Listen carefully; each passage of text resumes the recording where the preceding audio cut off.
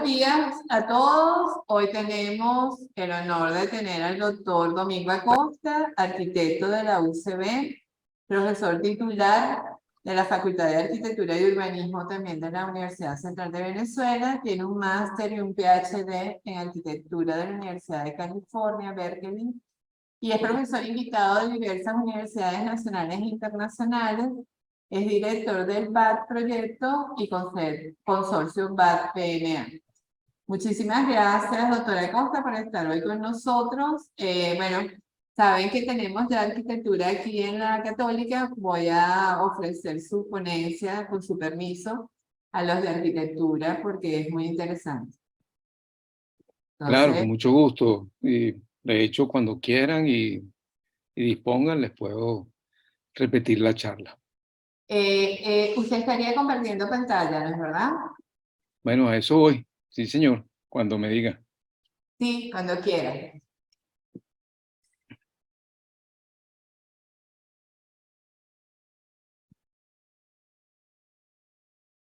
Ok, asumo que ya están viendo la pantalla compartida. Sí, ya se ve, se le oye perfecto. Muy bien. Comenzamos entonces. Como saben, la conferencia de hoy, primero muchas gracias por la invitación a la Academia y a la Universidad Católica. La conferencia de hoy se titula Diseñar para el cambio climático, problemas y estrategias en la arquitectura y el hábitat. La conferencia gira alrededor de mi libro, publicado recientemente, Diseñar en el Antropoceno, la arquitectura más allá de la sostenibilidad.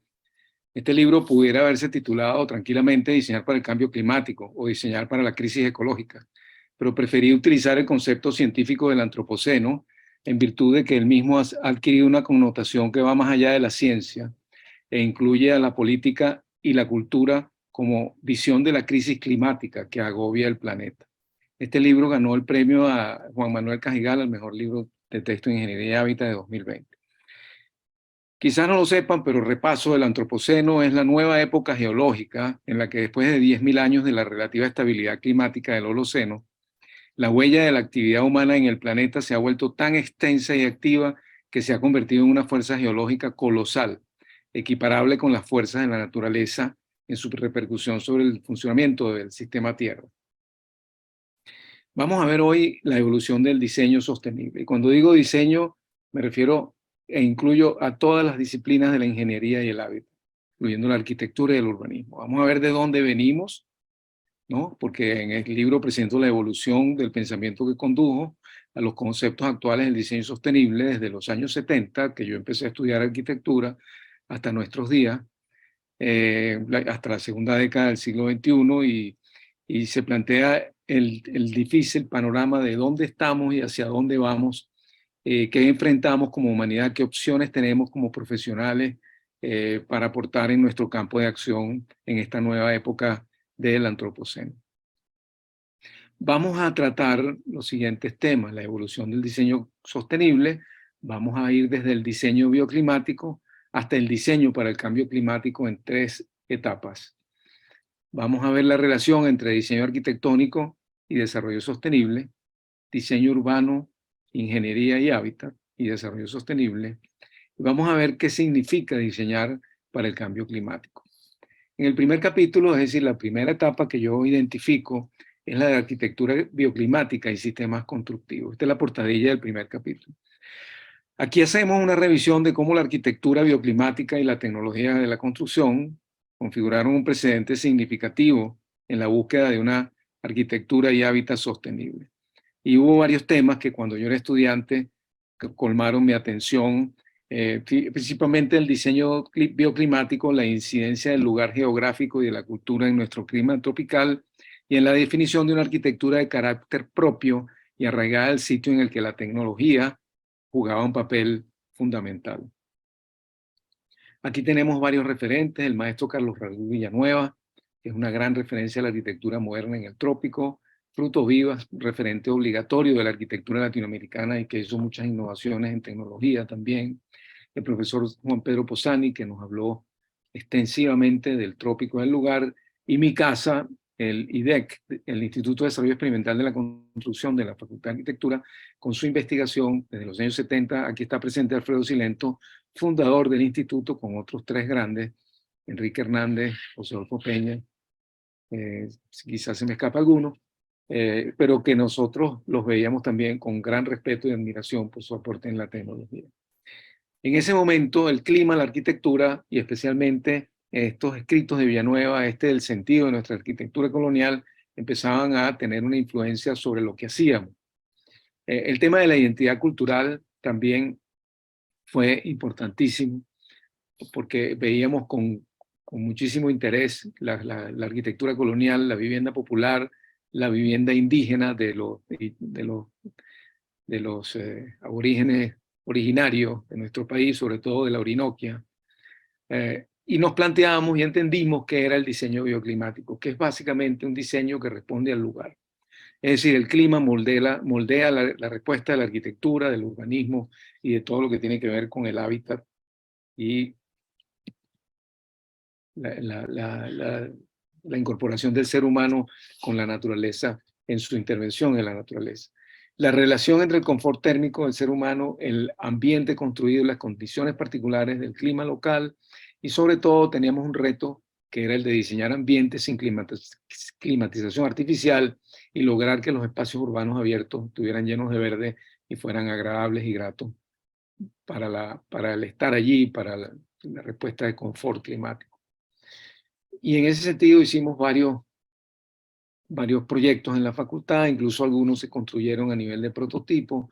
Los libros que nos inspiraron fueron el de Mauricio Poler, el de Víctor Olguier y muchas otras referencias que teníamos en ese momento. Pasando al capítulo 2, en este rápido paseo, pues cuando yo llego a la Universidad de California en Berkeley a hacer mi posgrado en el año 80, me sorprende muy favorablemente la inmensa actividad que despliegan los movimientos ecologistas, exigiendo a nivel global un planeta sano y libre de contaminación. Pedían cosas tan básicas como agua limpia, aire limpio. Y ese movimiento fue muy fuerte. Esto contrastaba fuertemente con el estereotipado estilo postmodernista de la época en el que en los proyectos no cabían temas como el ahorro energético o el impacto ambiental. A pesar de la moda, muchos de los pioneros se mantuvieron firmes en su afán de promover la construcción ecológica, como es el caso de este profesor mío, Sim van der Ring, que muy empeñado en estos temas de la autonomía, de la vivienda autónoma en la ciudad, de la vivienda autónoma en relación al tema energético, al tema del agua, al tema incluso de la alimentación. Entonces, el diseño ecológico, cuando vamos a la arquitectura de los años 70, el diseño ecológico de los 80, vemos la integración al lugar, la preservación, respeto y armonía con la naturaleza, la reducción del uso de energía, de materiales y la toxicidad en los edificios, elemento que empieza a aparecer, la promoción del sentido de comunidad, la salud y la belleza. En síntesis, se buscaba era colocar la ecología en el primer plano de las prioridades de diseño. En el capítulo 3, yo hablo de cómo es la transición del diseño ecológico al diseño sostenible. Aunque el desarrollo sostenible era una idea que se gestó a principios de la década de los 1970 y fue formalizada por la Comisión Brundtland en 1987, fue a partir de mediados de la década de los 90 que la arquitectura, el urbanismo, la ingeniería, el hábitat acogen como paradigma del diseño el concepto de sostenibilidad. Y entonces hay que notar que en esta nueva visión lo que surge son los derechos de las generaciones futuras y la lucha contra la desigualdad económica y social. Esto es fundamental porque es lo que diferencia al diseño sostenible del diseño ecológico y del diseño bioclimático. Repito, que básicamente la lucha contra la desigualdad y los derechos de las generaciones futuras. Los enfoques de la sostenibilidad entonces son básicamente 3. El enfoque ecológico, que es trabajar con la naturaleza; el enfoque sociocultural, que es un énfasis en el ser humano; y es el enfoque tecnológico o la ecoeficiencia e innovación tecnológica. Ninguno de estos 3 enfoques se da en su forma pura. Siempre tenemos algo de ellos. No podemos trabajar sin la naturaleza porque siempre nos estamos ubicando en algún lugar, sea de la ciudad, del campo o rural. El enfoque sociocultural también tiene que ver porque esto va a ser habitado por seres humanos y esto va a construirse, por lo tanto tiene un tema tecnológico, pero a veces le damos mucho más énfasis a un aspecto que al otro y esos son los distintos enfoques entonces que ocurren en la sostenibilidad. Esto es un esquema de cómo la edificación bioclimática se inserta en el medio ambiente. Es una edificación que responde al movimiento al sol, pero especialmente corresponde al lugar, corresponde al clima. Por lo tanto, toma en cuenta el movimiento del sol en su afectación en la latitud que sea, por eso se llama bioclimático y no solo diseño tropical. Nosotros estamos en un ámbito tropical, por lo tanto, respondemos a un diseño tropical. Pero también tenemos diferencias de altitud. Una cosa es diseñar en La Guaira y otra cosa es diseñar en Mérida. Entonces, bueno, el paisajismo intensivo, la captación de aguas de lluvia, la generación por energías renovables, tomar en cuenta los acuíferos y por eso tratar de hacer pavimentos permeables, el reciclaje de desechos, el tratamiento de las aguas, etcétera, son todos aspectos de la inserción de la edificación bioclimática en el medio ambiente. Bueno, en este sentido he participado en algunos concursos, en este caso fueron concursos orientados a la sostenibilidad. El edificio sede Sincor en Barcelona, Estado Anzoátegui, concurso que gané en el equipo que dirigí, donde los elementos que comenté sobre la edificación bioclimática están considerados, especialmente cómo se incorpora el ciclo de la vegetación y del agua dentro de los proyectos, ¿no? Esto es algo que en el libro está explicado ampliamente y vale la pena mirar porque es lo que yo aplico en los proyectos. Tenemos que tratar de recuperar la fauna y la flora, reinsertarla y tener presente siempre esos ciclos de la vegetación y el agua en nuestros proyectos. También debe verse la sostenibilidad de los desarrollos urbanísticos habitacionales, ¿no? Hay una serie de criterios también que están presentados en el libro de sostenibilidad urbana, como por ejemplo una ubicación sostenible dentro de la poligonal urbana para no hacer un estiramiento innecesario de los servicios que lleguen hasta sitios donde no había antes, como por ejemplo el caso de Ciudad Caribia en Vargas. El equipamiento urbano debe estar completo, no solamente deben construirse casitas o edificios aisladas. La vialidad vehicular, como vemos en este croquis, que está reducida al mínimo. La prioridad debe ser para peatones y un segundo que voy a apagar el teléfono para que no suenen esos avisos. La vialidad vehicular reducida al mínimo, la prioridad para peatones y bicicletas. Vean todos estos circuitos que pasan. Ah, no, aquí lo que hay que hacer, disculpen, es apagar el WhatsApp en pantalla para que no suene. Ok, seguimos. Aquí hay un tema sumamente importante también, que es el urbanismo verde, pero sobre todo, fíjense ustedes cómo estos conjuntos están organizados alrededor de pequeños centros de servicios para esta escala que podemos llamar la escala primaria, que después de la familiar es la vecinal, donde la gente, yo siempre le digo a mis estudiantes, imagínense que ustedes tengan que ir a comprar pan y en vez de ir a comprar pan lejos en la ciudad, pues lo pueden conseguir aquí o en el centro vecinal que está aquí al lado. Eso quiere decir que yo no tengo que agarrar la llave del carro, pararme de ver televisión, bajar al estacionamiento, prender el carro, ir al centro comercial, volverme a bajar, regresar. O sea, simplemente ese es un principio fundamental de los desarrollos urbanísticos habitacionales, que es la ciudad compacta, la ciudad densa y compacta. Cada cosa que voy diciendo, cada concepto, pues es una conferencia. Sobre la ciudad densa y compacta, Alfredo Silento tiene unas presentaciones. Yo he trabajado sobre la ciudad intermedia sostenible. Es decir, como les digo, lo que estoy haciendo es un resumen de grandes áreas de conceptos, ¿no?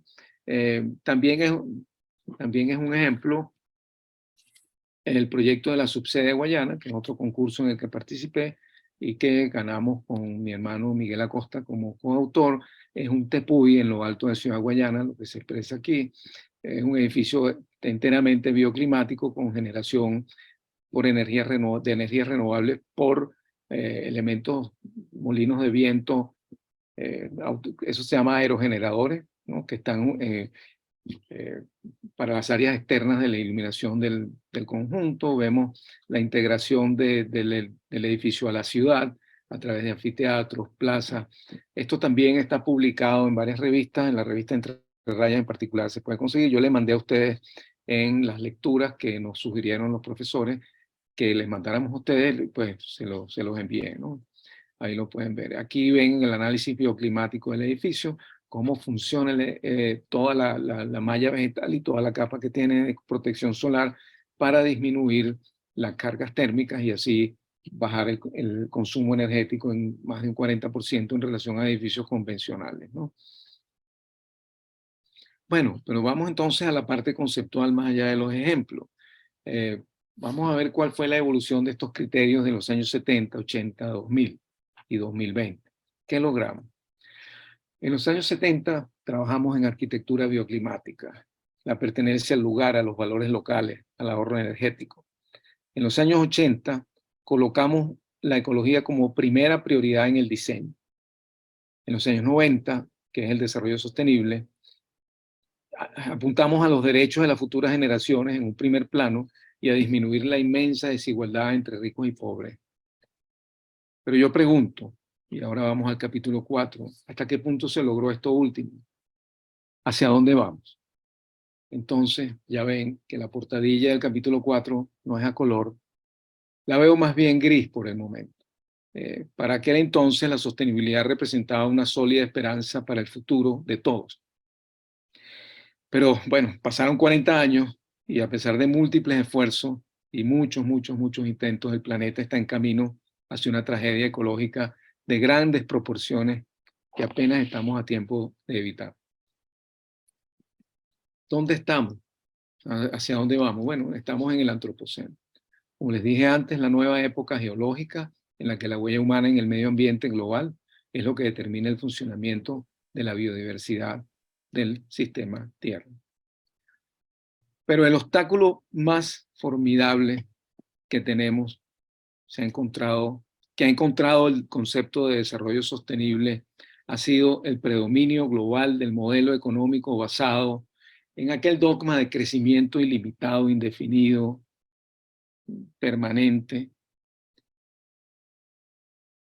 del Producto Interno Bruto como indicador del bienestar y progreso de una sociedad. Esto ha sido un obstáculo. El ser humano, la sociedad, los grandes gobiernos, corporaciones no han tenido la imaginación para prefigurar una forma más idónea de establecer cuáles serían los criterios de bienestar de una sociedad y la basan en el crecimiento permanente del Producto Interno Bruto. Y allí ha estado, en ese crecimiento económico indefinido, el germen de la destrucción del planeta y de gran parte de la desigualdad de lo que está ocurriendo.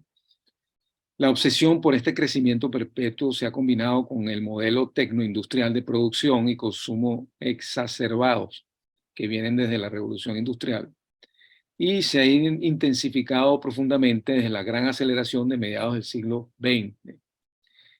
Eso ha llevado que en los últimos 250 años ha habido un uso generalizado y creciente de energías de combustibles fósiles y la explotación implacable de los recursos naturales con impactos catastróficos cada vez más difíciles de reparar. Ahora, ¿qué nos dice la ciencia? Bueno, la ciencia nos dice que debemos intentar parar, impedir un aumento de la temperatura global del planeta de más de 1,5 grados centígrados en relación a los niveles preindustriales. Parece que no, de hecho el año pasado, el año anterior, fue el año de mayores emisiones en la historia. Entonces el aumento de 2 grados centígrados es un escenario inminente. Pero llegar al de 4 grados centígrados o más es un escenario catastrófico y es probable. Las consecuencias son muchas y ustedes las han visto y les estarán enterados por los medios.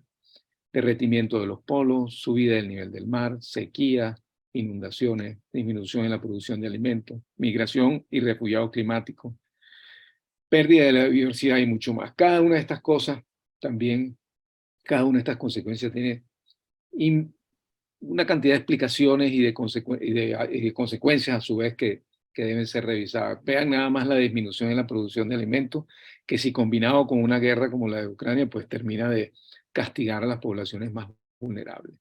Estos escenarios de aumento de la temperatura global, es decir, las emisiones acumuladas de CO2, de dióxido de carbono y otros gases de efecto invernadero, determinan la probabilidad de limitar el calentamiento global a 1,5 grados centígrados. Este es el cambio de la temperatura global observada hasta la fecha y la respuesta de los modelos a las trayectorias estilizadas de las emisiones antropógenas y del forzamiento de los factores que la exponencian, ¿no? Entonces vemos aquí que en este momento estamos todavía en 1,1 grados centígrados de aumento de la temperatura global. Este es el escenario entre 2030 y 2055, llegar a 1,5, tratar de mantenerlo bajo. Si se logran reducciones más rápidas del CO2, como vemos acá, nos mantendremos dentro de este margen de color azul y evitaremos seguir subiendo la temperatura del planeta. Pero si seguimos como estamos, o sea, business as usual, para el 2100 tendremos un escenario catastrófico de 3,7 a 4,8 grados centígrados. Y aquí es donde sí hay que pensar en las futuras generaciones, porque incluso esto puede ocurrir antes. Yo veo a mis nietos que para ese entonces estarán vivos. Esta es la encrucijada actual. O seguimos o nos desviamos hacia o seguimos como vamos o procuramos desviarnos a mantener la temperatura por debajo de estos temas. Perdón, por debajo de ese nivel.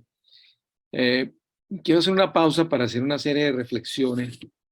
Lamentablemente hemos llegado a esta peligrosa encrucijada porque dentro de las distintas corrientes del pensamiento de desarrollo sostenible, hubo varias corrientes, están también en mi libro. La idea moderna de progreso fue la que se impuso. Una idea de crecimiento económico indefinido y la tecnología como panacea. O sea, la tecnología es la que nos va a salvar y el crecimiento económico indefinido es el que trae bienestar. Esta fórmula que debería haber conducido al desarrollo del bienestar no cumplió con lo prometido. Y realmente lo que generó fueron impactos dramáticos en los sistemas ecológicos y bueno, todo lo que hemos hablado y que estamos presenciando hoy. Pero nuestras profesiones no están exentas de responsabilidad. Ellas también han mostrado sus fallas en el abordaje y solución de problemas sociales y ambientales que se evidencian en los múltiples efectos colaterales no deseados de las respuestas a estos problemas, ¿no? Y el tema ha sido que la dominación de la naturaleza y la tecnología como panacea han predominado como filosofía de actuación y las intervenciones no pocas veces se han caracterizado por una enorme carga de violencia contra el medio ambiente y contra las propias ciudades. Autopistas que pasan por el medio de una ciudad como la autopista Francisco Fajardo es un ejemplo de violencia contra el medio ambiente y contra las propias ciudades y como mucho. Bueno, en 2015, afortunadamente, vinieron los Objetivos de Desarrollo Sostenible de la ONU. Es un importante acuerdo global, un documento guía para acciones transformadoras, ¿no? E incluyen, entre otras propuestas, el llamado a acabar con la pobreza, el hambre, garantizar la vida sana, el bienestar. Quizá ustedes conocen estos 17 objetivos. Sin embargo, si bien han logrado mucho, han fallado en relación con aspectos claves como la erradicación de la pobreza, que ha aumentado, la igualdad económica, la igualdad de género, y especialmente en su relación con el cambio climático. Pareciera que deben ser revisados, sobre todo en respuesta al COVID, la recesión que ha habido resultante y el calentamiento global acelerado. La transición energética, por ejemplo, ha derivado más bien en un estancamiento. Los grandes intereses de la industria de combustibles fósiles y la agricultura intensiva son las principales causantes de las emisiones de gases invernadero. Y todo esto a pesar de que se ha sido demostrado que eso debe cambiar. Entonces, tenemos que insistir que frente a los profundos cambios que sufre nuestro planeta, el modelo de desarrollo sostenible, tal como se ha venido aplicando, es decir, crecimiento económico ilimitado como dogma y tecnología como panacea, se agotó y ya no es suficiente para abarcar las complejidades y niveles de incertidumbre que agobian la realidad del planeta. Es decir, el concepto de desarrollo sostenible debe ser reformulado. El cambio climático entonces se convierte en el nuevo contexto del diseño. Diseñar en el antropoceno significa asumir que esto, el cambio climático y el calentamiento global, son los problemas más importantes que debemos enfrentar profesionales y académicos hoy y en el futuro. En este sentido, propongo 3 principios fundamentales de actuación. Nunca extraer más de lo que los ecosistemas pueden regenerar. Nunca desperdiciar o contaminar más de lo que los ecosistemas pueden absorber con seguridad. Siempre actuar con espíritu de reciprocidad con la naturaleza y, ojo, de regeneración al daño que se ha hecho. Bueno, sin embargo, la buena noticia es que estamos a tiempo, aunque apenas a tiempo, y contamos con los recursos conceptuales e incluso con la tecnología, ojo, siempre mirándola con mucha actitud crítica, para intentar limitar los impactos del cambio climático. Las respuestas de política climática incluyen 3 estrategias fundamentales y complementarias. La adaptación a los efectos del cambio climático, yo lo llamo la prudencia de ser pesimista. Debemos aprender a convivir con el cambio climático más que intentar prevenirlo, pero la mitigación que nos obliga a mantener la esperanza es con lo que buscamos prevenirlo, ¿no? Prevenir esa agudización del cambio climático. Y cambios profundos en el sistema, esto es lo más difícil, esto es lo más importante para movernos entre el pesimismo y la esperanza, que es recuperar espacios para la naturaleza y modos de vida alternativos. En la estrategia 1, la adaptación al cambio climático, hay que prepararse para lo inevitable, manejar lo que seamos incapaces de prevenir. Lo más importante, rehabilitar, reciclar y adecuar lo construido. El edificio más verde, la ciudad más verde es la que ya está construida. Lo más destructivo que hay es demoler. Reconstruir la infraestructura de las ciudades, es decir, hacer las ciudades prueba de clima, prevención para la adaptación al cambio climático. Vemos, por ejemplo, la subida del nivel del mar. Si aquí miramos Venezuela, las costas venezolanas, en un escenario de 1,5 metros de subida del nivel del mar, es decir, entre 2 y 3 grados centígrados del aumento de la temperatura global del planeta, la zona de Maracaibo y la costa oriental del lago presentarán esta situación. La costa de Tucacas, emblema turístico, pues también será inundada por el nivel del mar, y lo mismo pasa con Margarita, especialmente en Porlamar y Pampatar, y vean el delta, la situación del delta, que se convierte prácticamente en islas. En Porlamar, que fue un trabajo que yo realicé recientemente para la academia, que va a salir publicado en el boletín de la academia en diciembre, tienes una serie de temas prioritarios de adaptación, como crecimiento urbano desordenado, abandono de los activos ambientales como playas, lagunas, ríos, vulnerabilidad y riesgo ante desastres socionaturales, como inundaciones, subida del nivel del mar, deficiencia del servicio eléctrico, agua potable y agua servida. Eso son una cantidad de problemas que tienen nuestras ciudades, por ejemplo, que tienen que ser combinados con medidas de adaptación, porque tienen potenciales y atractivos, como su casco histórico, las bahías, las playas urbanas, extraurbanas, las lagunas, el río, y la movilidad no motorizada, que es importantísima para incluir a peatones y ciclistas, ¿no? Pero esto siempre tiene que combinarse, todas las acciones de prevención deben combinarse con estos potenciales y atractivos. Si vamos a hacer protección de la subida del nivel del mar, pues hagamos paseos marinos. Si vamos a hacer obras fluviales para contener la inundación las inundaciones en la zona de los ríos, vamos a hacer paseos fluviales.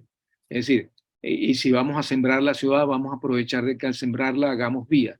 O sea, la ciudad tiene que ver de inmediato acciones que la beneficien, no solo para defenderse por adaptación al cambio climático, sino también por las acciones. Este es el ejemplo del trabajo que se hizo para el Banco Interamericano de la ciudad de Cumaná, auspiciado por el Banco Interamericano, y yo digo que la buena noticia es que localmente se sabe lo que hay que hacer. Esta es la situación de Cumaná con la crecida del nivel del mar. Con 2 grados centígrados y 4 grados centígrados, Cumaná se convertiría en un archipiélago, y entonces se ideó este sistema en el cual el río Manzanares se convierte en un paseo, en un paisajismo de la ciudad, y se aplica el concepto de ciudad esponja, es decir, que son estos elementos, la laguna de los Patos, el río Manzanares, el canal de drenaje hacia la parte oriental de la ciudad, los que absorben el agua del nivel del mar, o las inundaciones que vienen de los cerros cuando cuando bajan, ¿no?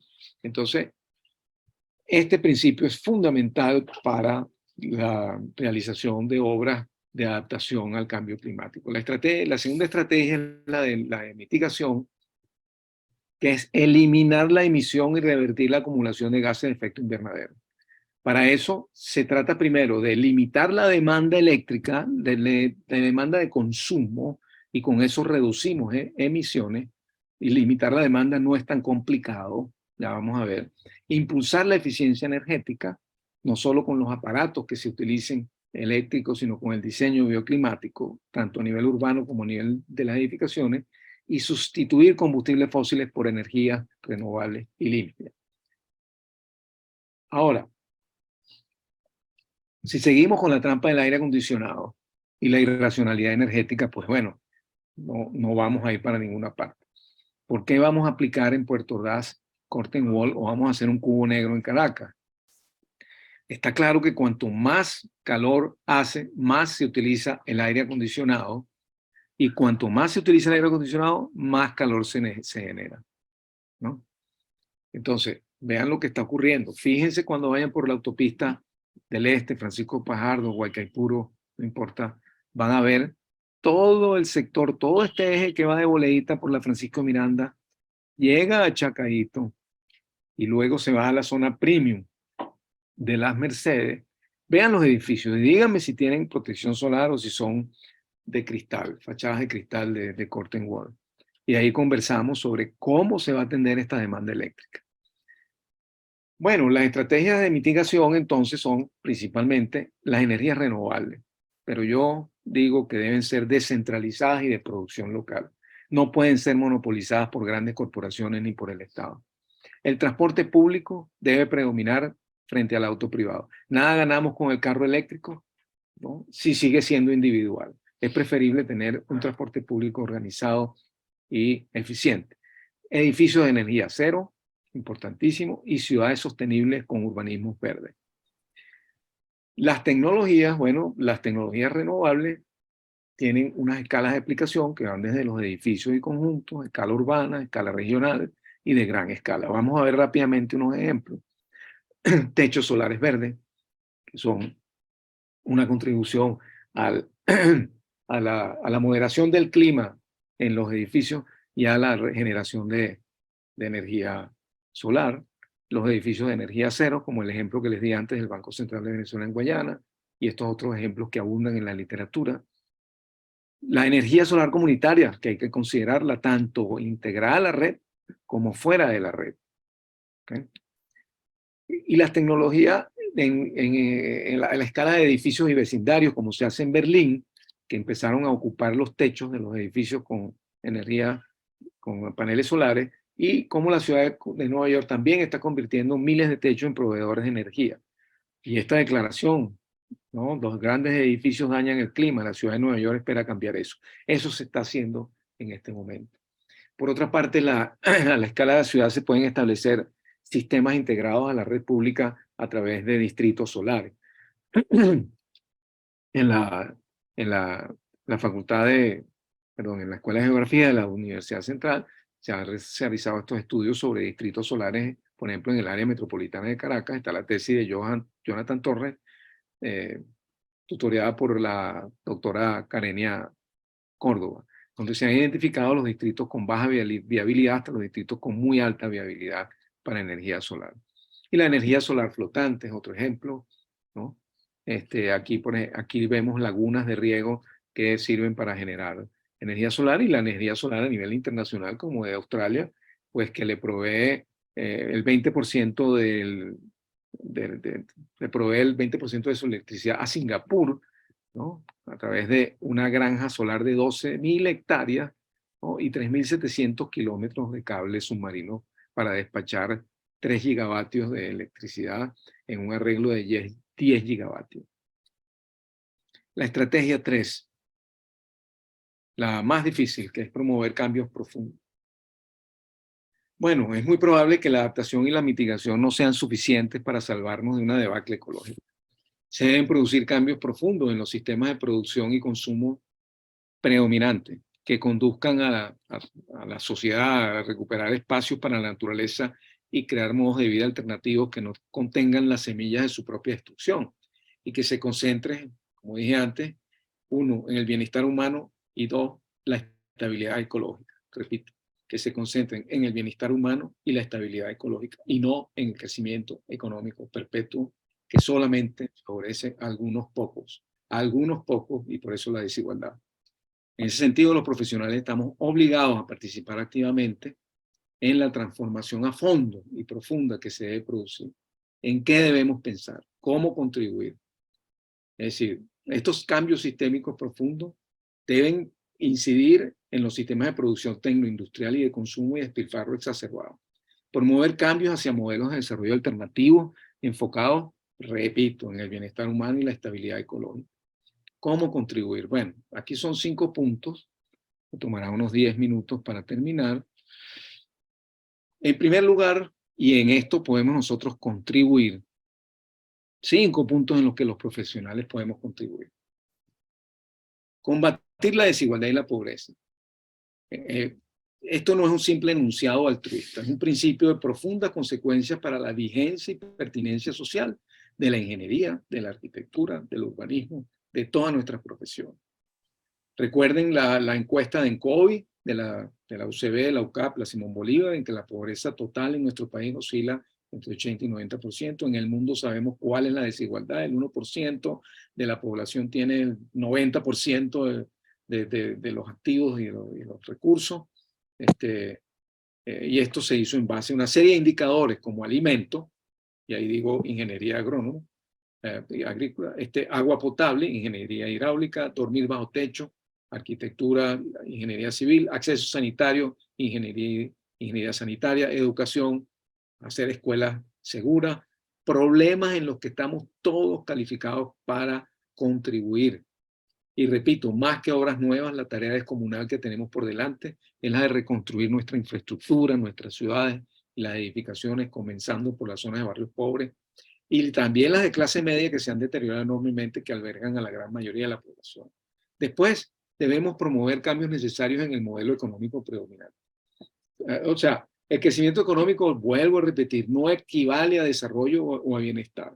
Y ese dogma se presenta como un obstáculo formidable. Fíjense ustedes, por ejemplo, Bill Gates en su último libro nos dice, con esa cara desfachatada, en 2050 vamos a necesitar 2,5 veces más electricidad que ahora. Pero por otra parte, la Agencia Internacional de Energía Renovable afirma que para 2050 la demanda energética de la construcción va a aumentar en 75%. Pero además, oh sorpresa, el Objetivo de Desarrollo Sostenible número 8 de las Naciones Unidas, búsquenlo, alienta a mantener un crecimiento económico del Producto Interno Bruto de los países menos adelantados en un 7%. Bueno, son 3 enfoques que no tienen sentido. Si llevamos estos 3 enfoques, el de Bill Gates, el de la Agencia de Energía Renovable y el de las Naciones Unidas, objetivo número 8, bueno, nos vamos a la debacle, porque la economía general mundial va a crecer a un punto que, bueno, vamos al cambio climático a niveles catastróficos, como dije antes, de 4 grados centígrados, ¿no? Y cualquier avance contra la pobreza se revertiría, porque el cambio climático afecta a los más vulnerables, ¿no? O sea, las energías renovables, además, si seguimos creciendo así, nunca van a ser suficientes para satisfacer esa voracidad. Entonces, ¿por qué no proponer más bien tecnologías que promuevan la disminución de la demanda, o mejor aún, que promuevan cambios creativos y estimulantes en los hábitos de producción y consumo? ¿O es que no tenemos imaginación como sociedad para hacer eso? Lo más importante como en nuestra profesión es trabajar en un diseño y tecnología que se orienten hacia la regeneración, hacia la verdadera sostenibilidad y no verlos como una panacea. La tecnología no es una panacea. Cada construcción, cada infraestructura existente se puede reutilizar, reinventar, darle nueva vida, nuevo propósito. Y cada proyecto deberíamos tomarlo como excusa y como motor para hacer contribuciones regenerativas a su entorno natural, social, cultural. Y realizar esfuerzos adicionales para restaurar los procesos naturales. ¿Se acuerdan lo que les dije en esos concursos? El del agua, el de la vegetación, así como integrar las energías renovables. Yo les pregunto entonces, en relación a esto, ¿qué vamos a hacer con los barrios pobres? ¿Qué vamos a hacer con los centros comerciales? esos templos del consumo exacerbado que niegan la ciudad, ¿no? ¿Qué vamos a hacer con los edificios vacíos de oficinas? Esa franja en que les hablé desde Boleíta hasta Las Mercedes.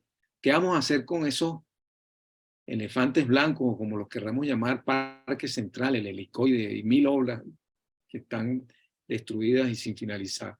Obras públicas, como bien o mal construidas. ¿Qué vamos a hacer con la línea del tren? Con la autopista, con Guri.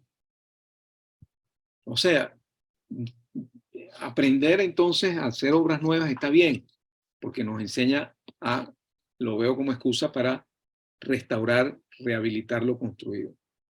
Se deben intensificar las políticas ambientales, especialmente la que ha sido muchas veces pospuesta, como ha sido la transición energética, participar en el Acuerdo de París sobre cambio climático, actualizar y revisar los 17 Objetivos de Desarrollo Sostenible, participar en la Agenda Urbana 2030, hacer accesible para todos las certificaciones verdes, que no sean las certificaciones verdes un monopolio de una licencia gringa o de una licencia inglesa o de una licencia española. Vamos a hacer nosotros mismos nuestras certificaciones verdes. Abordar con urgencia los más graves problemas ecológicos y ambientales de nuestro tiempo. En el caso venezolano, PDVSA contamina más de lo que produce, ¿no? La quema de gas natural en los mechuros de Oriente, que equivalen al consumo anual de Colombia, la devastación del arco minero, el problema ambiental y sanitario de la cuenca del lago de Valencia, que ya les habló el ingeniero Germán Uzcategui con anterioridad, o no sé si ya lo habló o le va a tocar luego, que en el Grupo Orinoco se afirma y con propiedad que es el problema ecológico y humanitario más grave de toda América Latina. En todas estas áreas encontramos instituciones e investigadores que trabajan de forma intensiva. Nuestro aporte es fundamental aquí. Bueno, para finalizar, les comento que como profesionales, ciudadanos y habitantes del planeta, esto dice el último párrafo de mi libro, debemos contribuir tenaz e incansablemente a evitar la tragedia ecológica. Hoy nos vemos obligados a reformular las políticas tradicionales y orientarlas a incrementar la resiliencia de las ciudades y comunidades ante eventos climáticos extremos, corregir el daño causado por la influencia antrópica en el medio ambiente. Y aquí quiero hacer un paréntesis, influencia antrópica que no ha sido de todos nosotros. Está demostrado que el 90% del impacto ambiental del planeta ha sido producido por 10 países. Alemania solamente ha tenido un impacto mayor que el de toda Latinoamérica. Eso también está en mi libro y se puede consultar.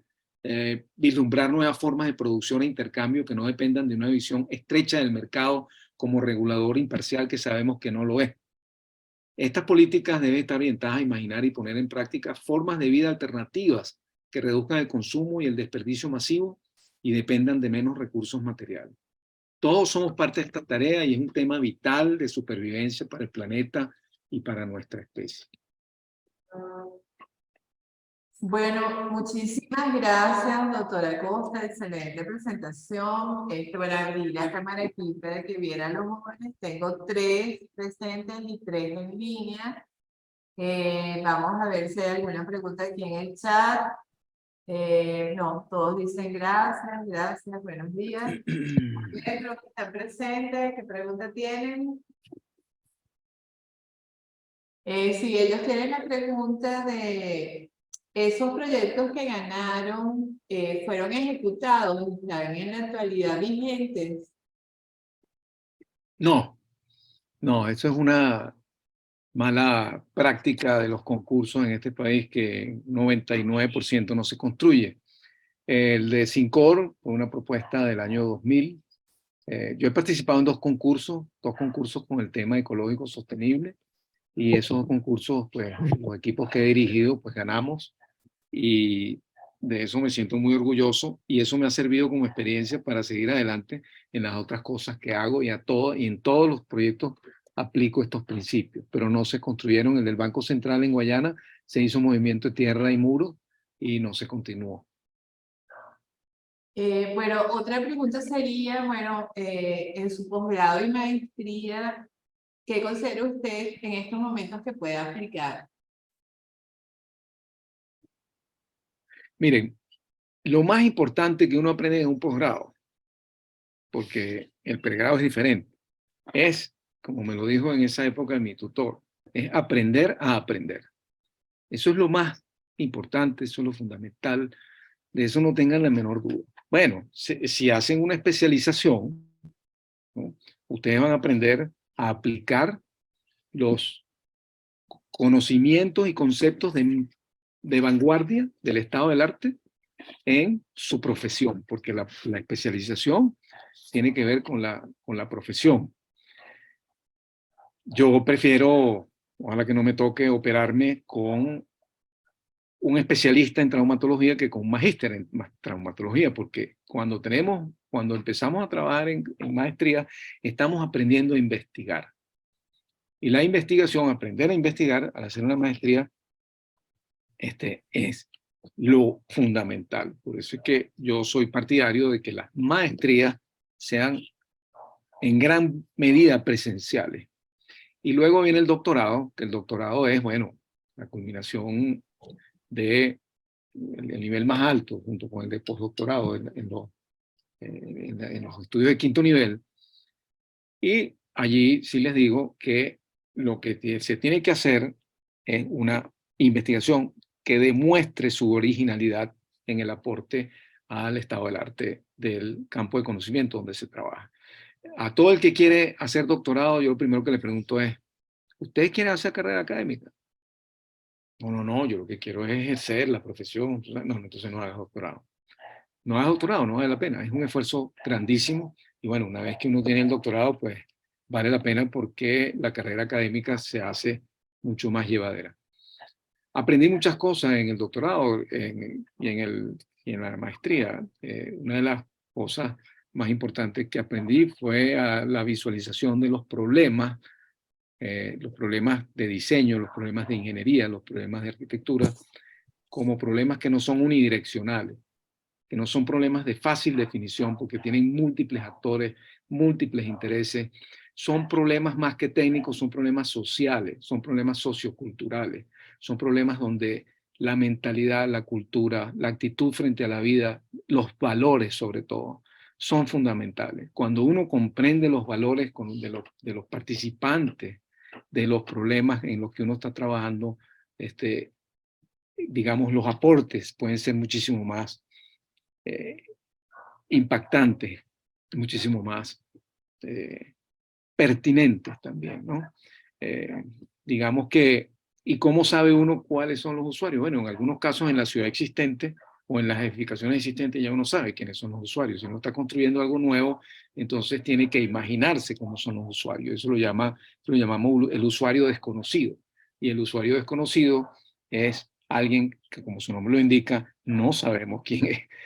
Pero, por ejemplo, en conjuntos de vivienda de interés social, donde vamos a hacer un trabajo de conjunto de urbanismo, de paisajismo, de apartamentos, de modos de vida, de equipamiento, pues hay muchos estudios sociológicos, hay muchos estudios antropológicos en los cuales nos podemos basar. Yo, cuando he hecho los proyectos como ese que les mostré en el croquis de urbanismo sostenible, yo convoco expertos en sociología. Por ejemplo, en una época convoqué a la muy querida doctora Dina Guitián, que fue coordinadora de posgrado de la Facultad de Arquitectura. Ella es una socióloga, que en paz descanse. Y también convoqué a la doctora Beatriz Hernández, arquitecta que se especializa en los temas culturales, ¿no? Entonces, espero haber contestado la pregunta con esta intervención. Sí, muchísimas gracias. Creo que una de las personas presentes quería hacer una pregunta. Me dijo que si escribía o hablaba. Yo le dije que si tenía que escribir, pero no la veo que haya escrito nada. No sé si quiere abrir su micrófono y hacer la pregunta. Sí, perdona. Hola, buenas tardes. Estaba escribiendo, lo lamento. Adelante. No se ve bien, pero trate de hablar lentamente. ¿Aló? ¿Perdona? ¿Se me oye? Sí, se escucha, adelante. Vale. Buenas tardes. Nada, me llamo Lorena Labropoulos, soy hija del ingeniero Nicolás Labropoulos y tengo una duda. Yo ahorita estoy estudiando un doble máster de arquitectura bioclimática y bioconstrucción en Madrid y A ver, se entiende que la arquitectura climática y sostenible se trata de una serie de estrategias, ¿no? También como las has mencionado y que creo que se desarrolla en tu libro y así. Pero en varios proyectos en los que yo he estado trabajando, siempre hay un tema con esto de las colaboraciones público-privadas, donde como que hay que ser bastante honesto, ¿no? Con las estrategias que las personas están dispuestas a meter en sus diseños arquitectónicos, en sus diseños urbanos. Capaz no están dispuestos a compartir carros, pero sí están dispuestos a tener cierta cantidad de metros cuadrados de jardines y así. Y me da mucha curiosidad en Venezuela, cómo, o sea, en tus proyectos en Venezuela, los proyectos que has desarrollado, si te has encontrado con algún tipo de obstáculo parecidos a estos a la hora de diseñar. O sea, si has tenido un obstáculo me he encontrado que este grupo de personas no está dispuesto a hacer esto, o he querido desarrollar X estrategia y no he podido por tal y tal y tal razón. No sé si me explico. Sí, cómo no, claro, te entiendo. Muy buena pregunta. Saludos a Nicolás, de parte mía, a tu papá. Muy apreciado. Mira, de obstáculos se trata. Es decir, yo digo que cada proyecto tiene 4 trabajos, ¿no? Conseguirlo, que presenta obstáculos, porque conseguir trabajo, un proyecto es difícil. Hacerlo, que en mi opinión es lo más fácil, porque hacerlo para eso fuimos preparados, para hacer proyectos. El tercero es cobrarlo, que es bastante difícil, y ahí se presentan obstáculos. Y el cuarto trabajo que uno tiene en los proyectos es lidiar con las miserias humanas, ¿no? Entonces, lidiar con las miserias humanas es el mayor obstáculo que a uno se le presenta en los proyectos. Las miserias humanas incluyen desde posiciones de poder, ¿no?, hasta capricho, yéndonos en un rango sumamente amplio, ¿no? Y las posiciones de poder no las asume solamente el que te da el encargo, el que te contrata, ¿no?, sino también la asume el vecino o la asume ese que no quiere compartir el cargo, porque eso es una manera de demostrar su poder dentro del ámbito en que se mueve. Si ese poder es bien intencionado o mal intencionado, bueno, eso irá surgiendo a medida de que evoluciona el proceso del proyecto, el proceso de diseño, y van surgiendo los valores de cada quien, porque eso surge, eso a la final se sabe qué trae cada quien como valores por detrás. Pero el mayor obstáculo que a uno se le presenta es, por una parte, la avidez de los promotores privados y por otra parte, la premura y el abuso de los promotores públicos cuando tienen una elección por delante. Y eso se vivió en los proyectos de vivienda de la Gran Misión Vivienda de Venezuela, cuando contrataban esos proyectos, que por cierto, no nos contrataban a nosotros directamente los venezolanos, sino que se contrataban a empresas extranjeras y luego ellos nos subcontrataban a nosotros. La presión era doble, porque la presión y el obstáculo era de que querían inaugurar para tal fecha y la empresa extranjera que está agarrando el 90% y te está dando a ti las migajas, es la que te está diciendo entrega porque si no te corto el contrato. Entonces, la vida de los proyectos está llena de obstáculos, y la sabiduría de uno como profesional, arquitecto, es cómo uno de esas experiencias va madurando y reflexionando sobre ellas. Porque un arquitecto, un profesional que no reflexiona, deja de lado lo más importante, lo más valioso que tiene que hacer, que es reflexionar sobre su profesión.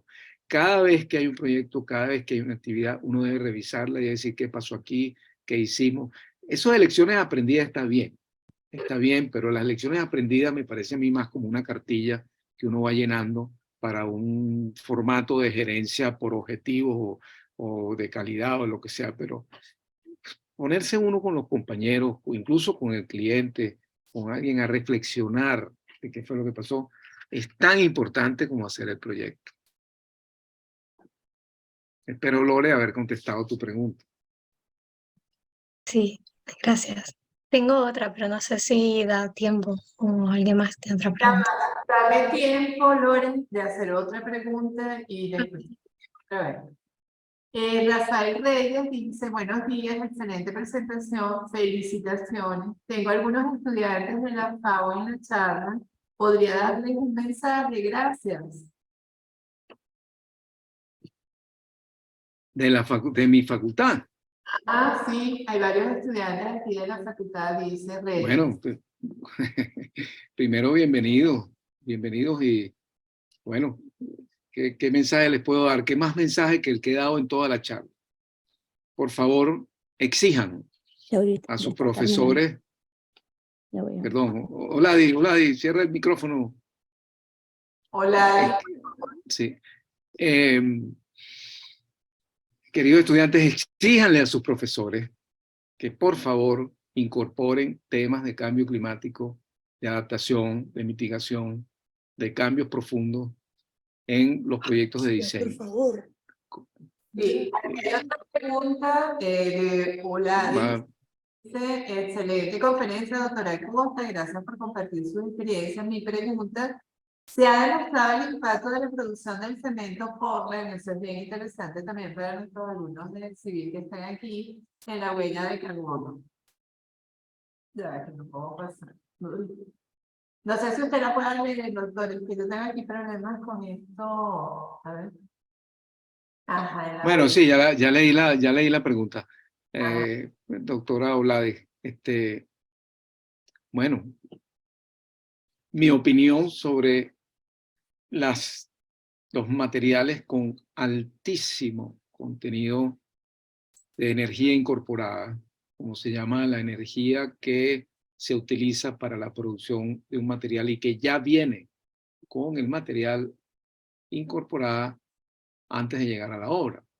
Y cuando llega a la obra se le imprime otra cantidad de energía y recursos para convertirlo en los elementos que al final son columnas, vigas, etcétera, ¿no?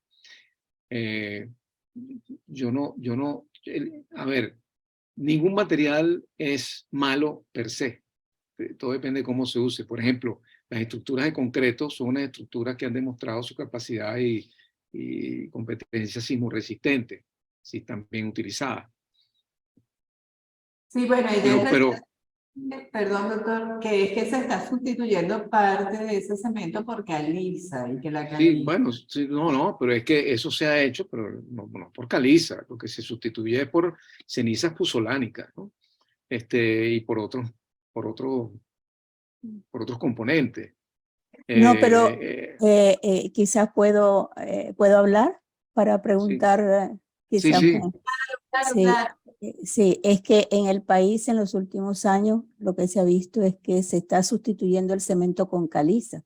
Entonces, las evaluaciones que hemos hecho nos permiten indicar de que la calidad de ese concreto es muy malo porque es una caliza que no está controlada. Entonces, lo que quería era saber si usted tenía alguna experiencia sobre el particular. No sabía lo de la sustitución por caliza. No, pero si eso está fuera de norma o se demuestra que da malos resultados, por Dios, eso no puede utilizarse. Sí, y muchas gracias por su excelente exposición. Oye, gracias, muy un honor. bueno. Gracias, Oladi. Por aquí también hay un alumno que dice, gracias por permitirnos entrar a esta conferencia. Soy estudiante del último año de arquitectura de la UCB y siempre llena poder aprender más y más cuando estamos por salir al campo laboral. Atentamente, Janey Rodríguez. Gracias. Y bueno, Laura, ahora si quieres volver a hacer otra pregunta, bienvenida. Hola, sí. Hola. Sí, tengo una pregunta que espero como poder intentar ponerla de una manera correcta. Estos últimos años he estado trabajando, o sea, aquí en España, con temas también de planeamiento urbano y de arquitectura sostenible. Y bueno, yo he podido notar en mi experiencia personal que al final cada generación tiene una mentalidad muy particular. Cada generación ha vivido unos años, ha vivido unos movimientos culturales y por lo tanto también ha como forjado sus ritmos y tradiciones de maneras específicas, ¿no? Que siempre se pueden cambiar, pero que sí es verdad que dependiendo de los grupos poblacionales, de los países y demás, y eso lo entiendo, pero pueden haber como similitudes, ¿no? Al final por la vida que cada quien ha vivido.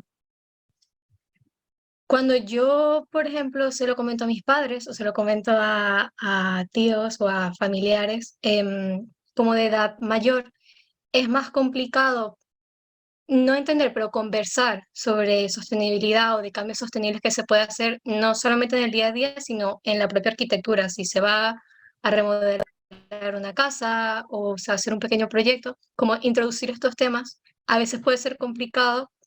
Bueno, yo he encontrado que puede ser complicado porque se puede entender como algo nuevo y complejo. La pregunta viene siendo usted, o sea, como una persona que aparte lo ha estudiado bastante, pero que también viene de una generación que nos está enseñando a nosotros todos estos temas y que nosotros también podemos practicar, ¿has podido o has visto o tienes alguna una opinión específica sobre cómo se podría instruir a otros adultos, otras generaciones mayores que no están acostumbradas a estos procesos, que capaz no están dispuestos a cambios, a aceptarlos? Porque siento que cuando se habla de una mejor educación o una educación sostenible, se piensa siempre en las generaciones nuevas o en las que vienen, pero pocas veces hablamos sobre las que ya existen y que van a vivir los restos, o sea, los próximos 20, 30 años en este mundo, junto con la nueva que capaz ya vendrá probablemente, ojalá, con esta nueva educación.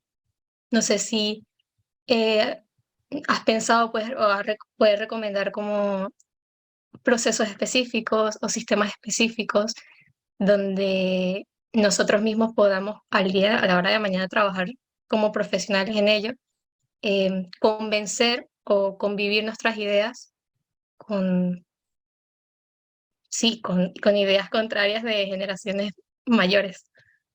Sí, entiendo. Mira, eso va desde los negacionistas del cambio climático, ¿no? ¿Ok? Que eso no existe, empezando por Papa Trump, y todos sus colegas y sinvergüenza. Voy a colocar aquí en el chat, un momento, un enlace que yo tengo siempre muy a la mano, que se llama El Tío Gruñón, ¿no? El Cranky Uncle. Bueno, es un caricaturista que hace unos cómics, ¿no? De qué contestarle al tío Gruñón cuando dice que el cambio climático no existe y que toda la vida se han muerto los animales y que el planeta siempre ha estado en ciclos naturales de ida y vuelta. Pero si tú tienes la suerte de que tu generación es la que más le interesa este tema históricamente y la que, como bien dijiste, cuando hablan entre ustedes, estos temas fluyen y son aceptados, son bienvenidos y además son elaborados y bueno, y trabajados como hacen ustedes. Yo tengo la suerte de tener personas que me preceden, mayores que yo, que han estimulado que nos metamos en esto, como Alfredo Silento, por ejemplo, que creo que ya les dio su conferencia, y como gran cantidad de miembros de la Academia Nacional de la Ingeniería del Hábitat, del Grupo Orinoco, de profesores, pero también tengo colegas que piensan que la sostenibilidad no es lo más importante. ¿Ok? Que la sostenibilidad es como decir, cuando tú tienes un proyecto de un edificio, que tienes arquitectura, estructura, instalaciones sanitarias, eléctricas, mecánica, sostenibilidad, entonces no entienden que la sostenibilidad es un tema transversal. En cuanto a educación de personas mayores que se niegan a esto, si se da en foros de altura, bien. Si se da en foros espontáneos en los que uno está en una reunión o está en un Zoom, digamos, donde ese no es el tema, yo realmente prefiero evitar la discusión. O sea, uno participa, por ejemplo, en el chat de egresados de la promoción de mi colegio, ¿no? En el año 1970, que egresamos de bachiller. Ok. ¿Qué voy a estar yo tratando de decirle a unos tipos que son trompistas o lo que sea, o que voy a insistir en decirles que el cambio climático sí existe. Eso para mí es un caso perdido. Entonces, en una reunión familiar, en una reunión informal de este tipo, no vale la pena. Porque eso es un saco sin fondo, o eso va a un pozo perdido. Ahora, si estás en una discusión estructurada, académica o institucional, sí vale la pena. El loro viejo no aprende a hablar, no sé. Puede ser que sí aprendan a hablar, Lore. Puedo decir. Pero en una reunión Y donde sí, tú eres la... no, no he dicho que no. O sea, claro Ah, que sí. Que no he sí, dicho que no, no he entonces... dicho que no. Seguro que sí, No, no, por eso yo lo... sé. No, yo soy el que lo está diciendo. O sea, el loro viejo aprende a hablar, no sé. Puede que sí, puede que no. Pero en una reunión familiar donde hay varios tíos echándote broma, imposible. O sea, eso olvídalo. Eso no tiene... Hay que reírse, tomarse otro traguito. Bueno, aquí Miguel Zambrano está levantando la mano. Bueno, quiero decirte, amigo, que está excelente tu presentación. De hecho, bienvenidos todos los jóvenes de la Universidad Central que entraron a la charla. Ha sido una de las más vistas. Tienes 32 participantes en línea. Bueno, me honra. Gracias. Miguel, por favor, haz tu pregunta. Buenos días, mira, Miguel Zambrano, yo estoy acá en Punto Fijo, soy ingeniero químico, me desempeño como profesor en la Escuela de Ingeniería Ambiental de una universidad privada, Universidad de Falcón. Por Qué supuesto, bueno. de mucho interés la presentación, tiene muchas aristas, como lo coloqué en el comentario, muchas aristas por donde uno, digamos, empezar a engranar reflexiones, pero quizás la fundamental, la principal, en nuestro país, con esta debacle que vivimos fundamentalmente en la educación a todos los niveles y con esta fuga de talento, con esta desaparición, entre comillas, de la educación superior, el futuro luce muy negro, triste, pesimista, ¿no? Quisiera escuchar sus reflexiones al respecto. Gracias. Bueno, primero, Miguel, muchas gracias por tu intervención, colega profesor. Segundo, manifestarte mi admiración porque eres uno de los que se quedan aquí en este país, junto con todos los que nos están viendo en este momento, están pendientes de nuestro país y viven aquí. Yo tengo un amigo que los que nos quedamos en Venezuela a trabajar y a seguir adelante, dice que conformamos una red de refugiados internos. Ajá, yo le digo, ese R cuadrado y red de refugiados internos, eso es lo que son. Y creemos en esto y yo de verdad el futuro no lo veo negro. Yo veo que hay muchas oportunidades, que hay mucho que hacer, que hay que tener imaginación para darle respuesta a los problemas, trabajar en equipo, trabajar con los amigos, conversar, participar, participar en eventos como este que ha promovido la academia con la UCAP, participar en los eventos que son múltiples y abundantes y a veces hay que ser muy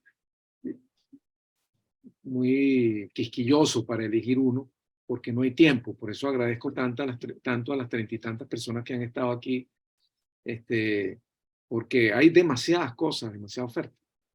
Fíjense que esa abundancia de oferta más bien yo la veo como algo positivo, porque cada uno de esos eventos tiene 30, 40, 50 personas. El viernes de la semana pasada moderé y coordiné un evento sobre infraurbanización y vulnerabilidad de los barrios frente a desastres, pues, ¿no? Y que participaron siete ponentes y hubo más de 50 personas, 58 en un momento. Eso demuestra el interés que hay por los problemas nuestros acá. Y lo que puedo tratar de transmitirte, Miguel, es un ánimo, optimismo de que debemos trabajar. Fíjense que yo creo fehacientemente que nosotros debemos trabajar por mejorar las condiciones de vida de la gente, así sea a pequeña escala. Lo que uno haga en una ciudad, en una alcaldía, los alcaldes, lo que hagan por recuperar el espacio público, las canchas, por atender los servicios, eso vale la pena. O sea, es verdad que se dice muchas veces que lo que hay que esperar es un cambio de sistema, de gobierno, de esto, de lo otro, pero mientras tanto, ¿qué hacemos? Mientras tanto, tenemos que seguir trabajando. Gracias, gracias. Bueno, no hay más ninguna pregunta, simplemente Domingo, Alfredo dice, Alfredo Silento, un magnífico Domingo. Todo Gracias, mi querido Alfredo. excelente presentación, muy motivante, mucha gente joven, lo que nos da ánimo, porque pensamos que sí se puede, que sí se va a lograr. Y bueno, muchísimas gracias y los esperamos en las próximas presentaciones. Muchísimas gracias, Domingo. Feliz Gracias día. a ti, Debbie, y a todos por asistir. Ajá, Miguel, ¿tienes